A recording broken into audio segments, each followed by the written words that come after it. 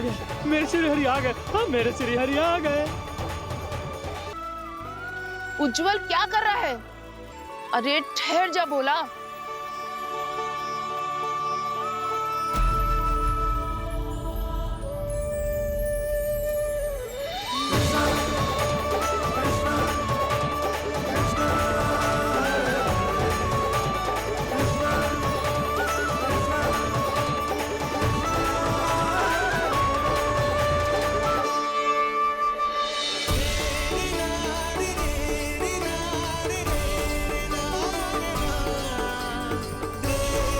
तुम प्रेम से बुलाओ, आएंगे हरि भी।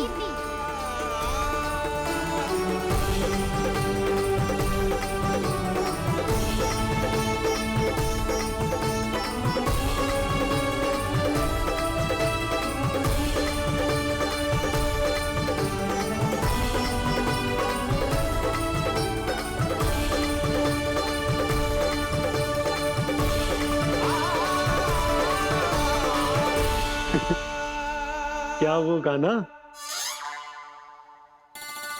किसकी धुन में झूम रहा तू? निर्मल निशा भक्ति की धुन में।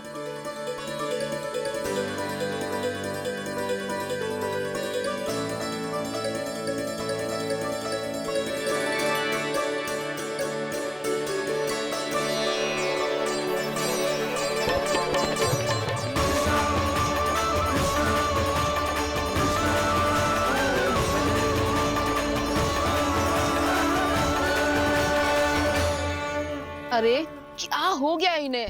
पावले हो गए हैं क्या?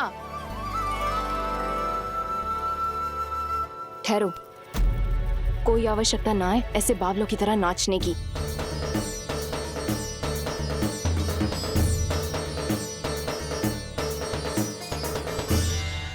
बावले ना है मौसी, भक्ति में रम गए। बस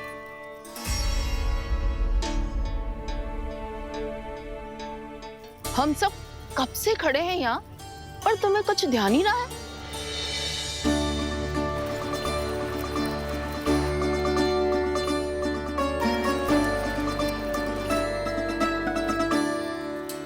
नाच गाने में ऐसे मगन हुए कि हमें देखा भी ना।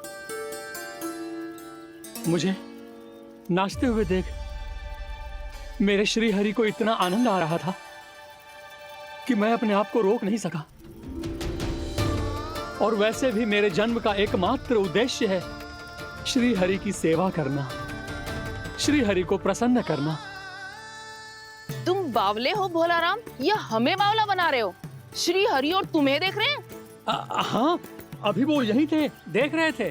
भोला काका, आपने भी ना अति कर दी अब। हमें भी बताओ तो नहीं, कहाँ थे श्री हरि?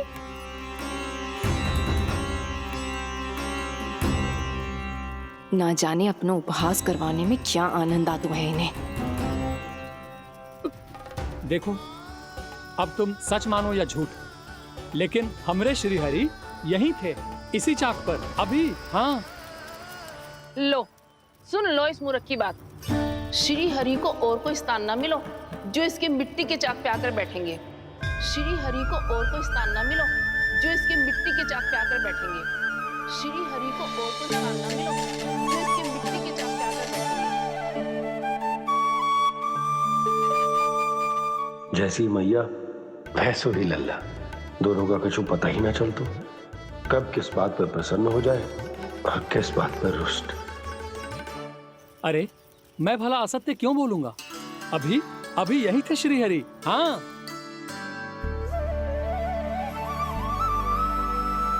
हाँ, जैसे श्री हरि को तो कोई कार्य है ही ना। वो तो आतुर होके बैठे रहते हैं कब तुम हरि हरि बुलाओ और वो दौड़े चले आए। भगवान तो भक्तों के पास आने के लिए सदैव आतुर रहते हैं, बल्कि सत्य तो यह है कि भक्तों के मन में ही निवास करते हैं भगवान। मैं भला असत्य क्यों बोलूंगा? अभी अभी यही थे श्री हरि। हाँ,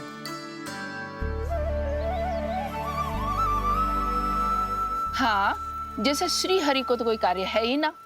वो तो आतुर होके बैठे रहते हैं कब तुम हरि हरि बुलाओ और वो दौड़े चले आए। भगवान तो भक्तों के पास आने के लिए सदैव आतुर रहते हैं, बल्कि सत्य तो यह है कि भक्तों के मन में ही निवास करते हैं भगवान। भगवान तो भक्त के पास आने के लिए सदैव ही आतुर रहते हैं शंकरी मौसी। बल्कि सच्ची बात तो ये है कि भगवान हमारे मन में ही निवास करते हैं। कम से कम तू तो इसे बढ़ावा मत दे जशोदा। जब देखो जब हरि नाम की रट लगाए रहते है। हरि बोलते बोलते ऐसो बावलो होता है कि सारा कार्य भूल जाता है। 2 दिन से अपनी मटकी के लिए चक्कर काट रही हूँ। अभी तो एक चक्कर और लगाना होगा आपको। आपकी मटकी तैयार हो गई है, अभी लाता हूँ।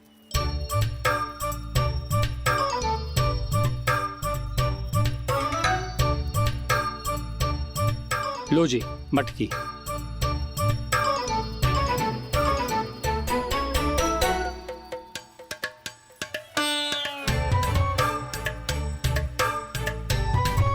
इस कच्चे मटके का क्या करूं मैं?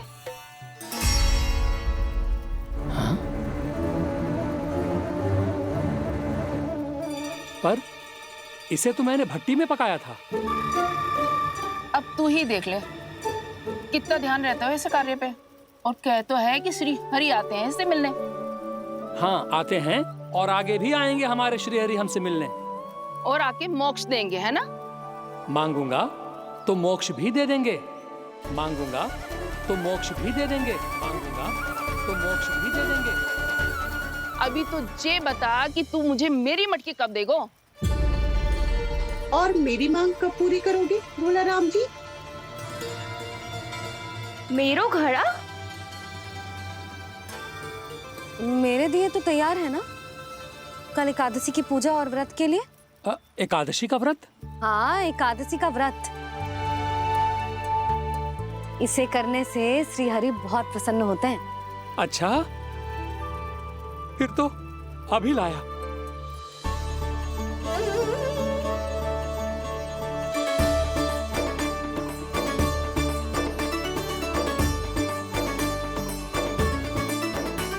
लो जी आपके दिए।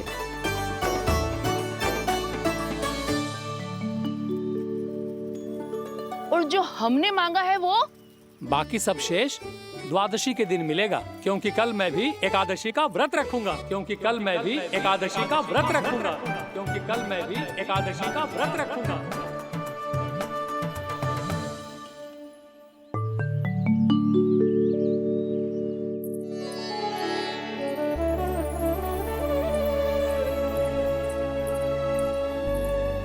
जानकी, फूलों का प्रबंध हुआ कि ना? हाँ भाभी, जे रहे। सदैव विलंब कराती है। पर भाभी इस बार तो फूल समय से ही लाई थी। क्या हुआ जशोदा? अभी तो पूजा की तैयारी ना हुई? देखो ना मौसी, ये जानकी ना कुछ छूट ही जाता है इसके कारण।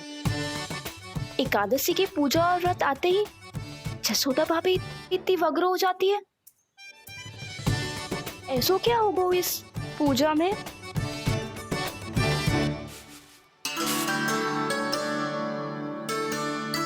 ये थाली में रोली चंदन रखने से, दिया जलाने से के होगो? आपको पता भी है एकादशी का व्रत क्यों रखते हैं? क्या महत्व है इसका? लो, जे तो मैं जसोमती रानी से पूछना भूल ही गया। पर हाँ भगवान, मेरे लिए इतना ही पर्याप्त है कि इस व्रत को रखने से मेरे श्रीहरि हमसे प्रसन्न हो जाएंगे।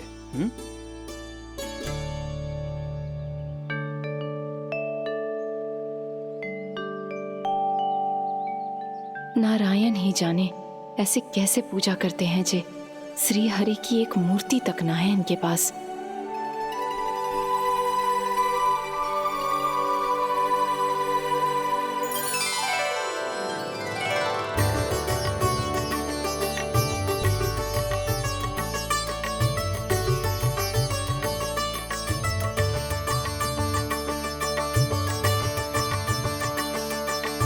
प्रभु, न तो मेरे पास मूर्ति है और ना तो इस व्रत के विधि विधान के बारे में मुझे जानकारी है, और ना ही मुझे इसके महत्व के बारे में जानकारी है, पर फिर भी मैं करना चाहता हूं।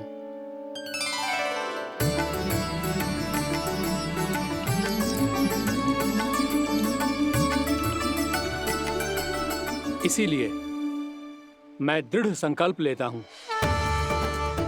पूरी निष्ठा के साथ, श्रद्धा के साथ और पूरी आस्था के साथ मैं इस व्रत को संपन्न करूंगा।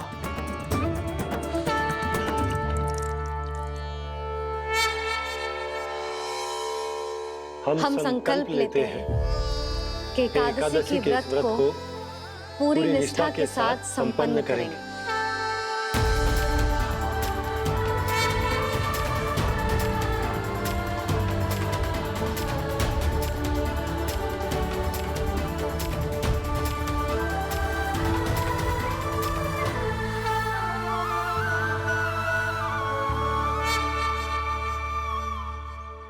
तुलसी जी के पत्ते तो हैं ही ना। श्री नारायण को तुलसी जी के पत्ते के बिना भोग ना चढ़तो है।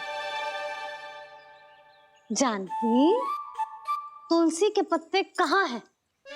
भाभी, मैं तो कब से यही पूछना चाह रही थी कि तुलसी के पत्ते लाऊं क्या, पर आप तो व्यस्त थी ना। तुझे कितनी बार समझाओ है ना, यदि तेरे कछु करने से किसी और की कोई हानि ना हो रही हो या किसी के अच्छे कार्य में सहायता हो रही हो तो मुझसे आज्ञा लेने की आवश्यकता ना है। समझ गई भाभी, आगे से जाना उनको। ले अभी लेकर आती हूँ।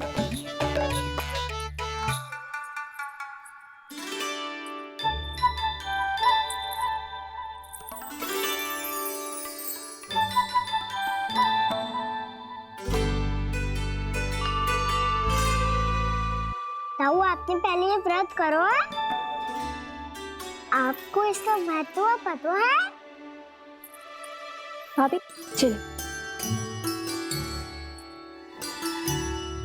जानकी, तुमने ये व्रत करो है? फिर तुमको इसका महत्व पता है? सुमति जी, आपको पता है इसका महत्व? कान्हा, क्यों तंग कर रहे हो सबको? मैया, सबने करो ये व्रत, मुझे भी करना है।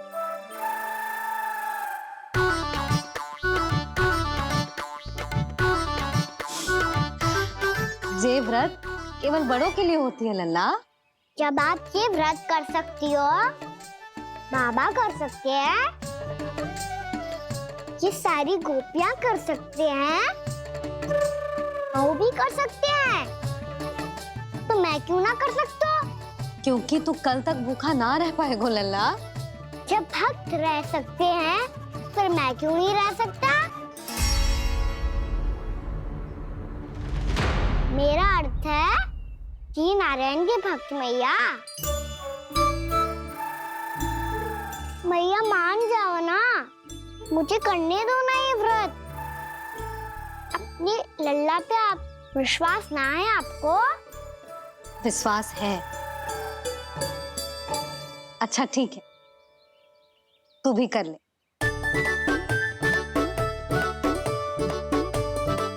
पर मैया, व्रत की कथा तो सुनाओ, मैं तो अबध हूँ ना।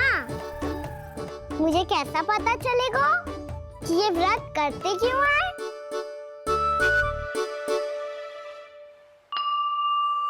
प्रभु, मुझ अबोध को कैसे पता चलेगा कि इस व्रत का क्या विधि विधान होता है और क्यों रखा जाता है और इसका महत्व क्या होता है?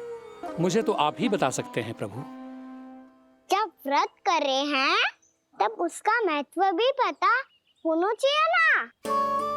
बताओ ना मैया, क्यों रखते एकादशी का व्रत? इसके लिए तो तुझे एकादशी की कथा सुननी होगी। सुनेगो ना?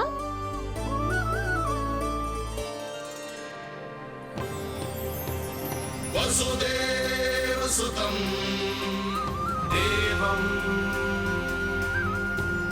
कंस चाणूरमर्दनम्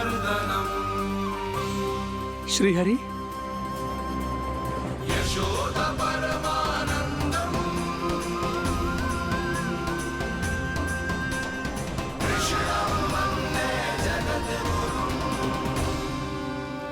वाह प्रभु, अपने भक्तों को एकादशी व्रत का महत्व समझाने का अच्छा उपाय खोज निकाला है आपने।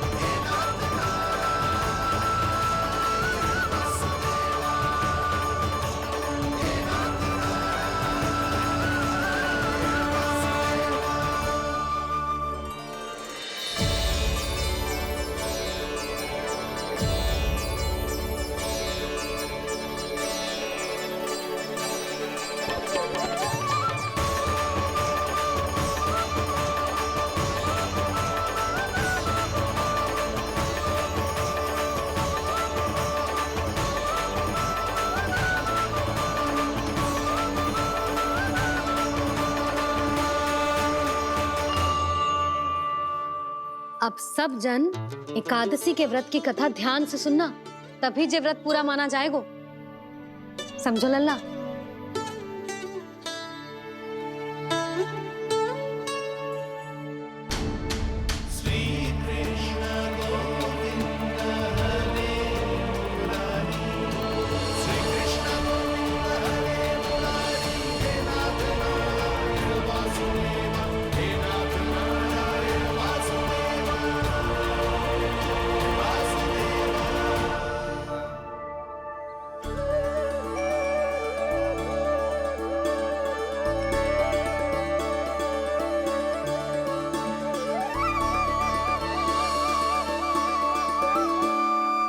सतयुग में चंद्रावती नाम के नगर में मूरा नाम का एक असुर राज्य करता था।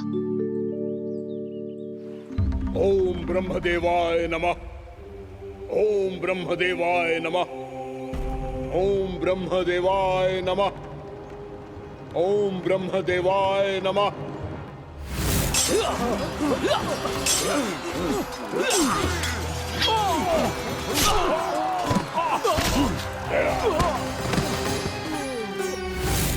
ओम ब्रह्मदेवाय नमः। ओम ब्रह्मदेवाय नमः।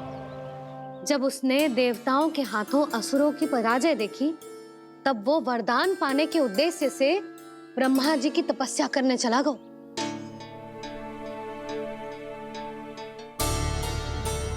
शीघ्र ही मूरा की तपस्या सफल हो गई और ब्रह्मदेव जी वाय नमः। ओम ब्रह्मदेवाय नमः। ओम ब्रह्मदेवाय नमः। ओम ब्रह्मदेवाय नमः। ओम ब्रह्मदेवाय नमः। ओम ब्रह्मदेवाय नमः। ओम ब्रह्मदेवाय नमः। ओम ब्रह्मदेवाय नमः। ओम ब्रह्मदेवाय नमः। मूरा, प्रणाम ब्रह्मदेव। तुम्हारी तपस्या सफल हुई। बोलो, तुम्हें क्या वर चाहिए? सृष्टि के रचयिता ब्रह्मदेव, कृपया मुझे ऐसा वरदान दीजिए जिसकी सहायता से मैं त्रिलोकी विजयी बन जाऊं और कोई देवता मुझे पराजित ना कर सके। यहाँ तक कि देवताओं के रक्षक, सृष्टि के संचालक भगवान श्री विष्णु के लिए भी मैं अपराजय रहूं। तथास्तु, तथास्तु, तथास्तु। प्रणाम ब्रह्मदेव।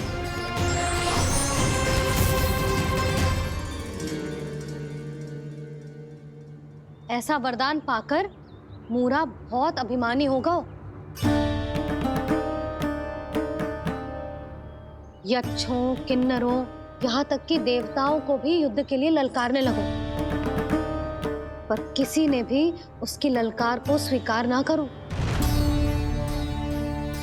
क्योंकि सभी उसकी शक्ति से बहुत भयभीत थे और उसके सामने युद्ध किए बिना ही अपनी पराजय स्वीकार करने लगे। और फिर दंभ में आके उसने स्वर्ग लोक पर भी आक्रमण कर दिया और देवराज इंद्र तक को चुनौती दे डाली।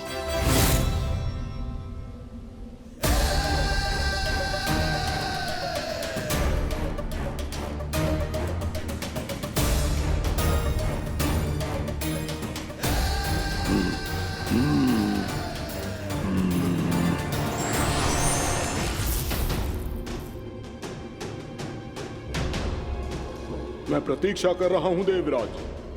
क्या उत्तर है तुम्हारा? मुझसे युद्ध करोगे या फिर बिना लड़े ही पराजय स्वीकार कर मेरे अधीन हो जाओगे और सौंप दोगे मुझे अपना ये स्वर्ग लोक? सारी शक्ति तुम्हारे मुख में है या कुछ बाहुबल भी है तुम्हारे पास? मैं तुम्हारी चुनौती स्वीकार करता हूं मूरा। मैं तुम्हारी चुनौती स्वीकार कर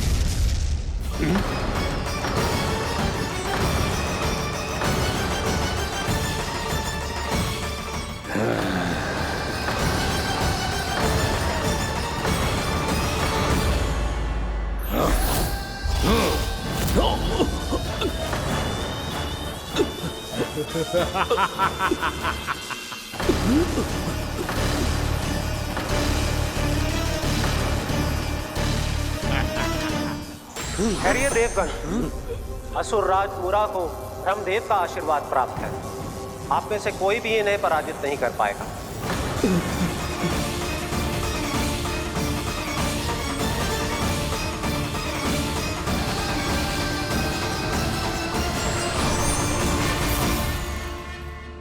एक अवसर और देता हूं देवराज, युद्ध या अधीनता,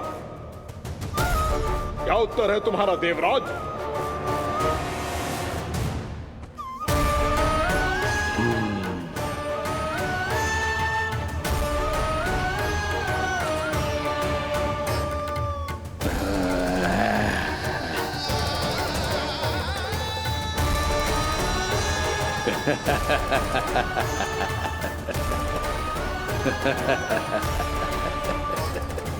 इंद्र और सभी देवताओं ने मूरा के आतंक में आके उससे भयभीत होके अपना सिंहासन छोड़ दियो। अब मूरा स्वर्ग का अधिपति बन गयो और शीघ्र ही उसने अन्य सभी असुरों को स्वर्ग में निवास करने के लिए आमंत्रित कर दिया। और इस प्रकार से वो धीरे धीरे तीनों लोकों का सम्राट बन गयो। उसे किसी ने रोका नहीं मैया। ना लल्ला, इतना साहस किसी में था ही ना। और फिर ये निश्चित करने के लिए कि भविष्य में किसी और असुर की मृत्यु ना हो, वो यमराज पे भी विजय प्राप्त करने के लिए यमलोक की ओर प्रस्थान कर दियो। वो तो अपने आप को और सभी असुरों को अमर बनाना चाहता था। पर देवता और यमराज भी उसकी ये योजना समझ गए थे। इसीलिए उसके आने से पहले ही सारे देवताओं ने श्री नारायण से सहायता के लिए गुहार लगाई। अब केवल आप ही कुछ कर सकते हैं प्रभु। अभी तो मूरा केवल त्रिलोक का स्वामी है, और यदि उसने यमलोक भी जीत लिया तो वो जीवन को ही नियंत्रित नहीं करेगा प्रभु, वो मृत्यु का भी स्वामी हो जाएगा।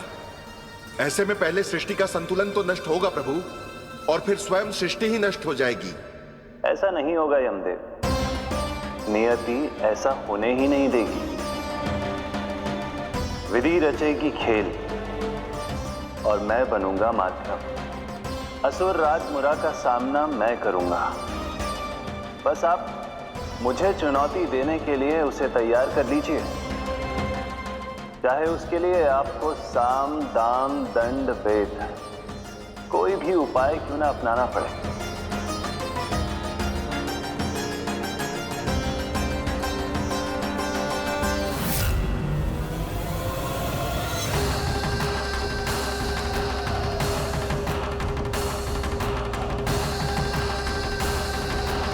आप तो मेरी प्रतीक्षा में पहले से ही खड़े हैं यमदेव। तब तो आपने मेरी चुनौती के बारे में भी सुना ही होगा। कहिए, क्या उत्तर है आपका? मेरा स्वागत करके अपना राज्य त्यागेंगे या मेरा सामना करके अपने प्राण? असुर राज मूरा का सामना मैं करूंगा। बस आप मुझे चुनौती देने के लिए उसे तैयार कर लीजिए, चाहे उसके लिए आपको साम दाम दंड भेद कोई भी उपाय क्यों ना अपनाना पड़े।